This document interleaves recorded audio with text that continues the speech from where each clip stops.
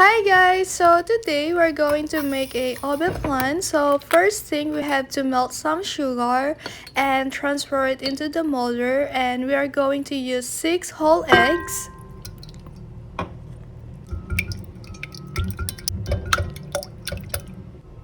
And we are going to add 1 tablespoon of vanilla extract, actually 1 teaspoon, and some salt and 1 can of condensed milk and 1 can of evaporated milk,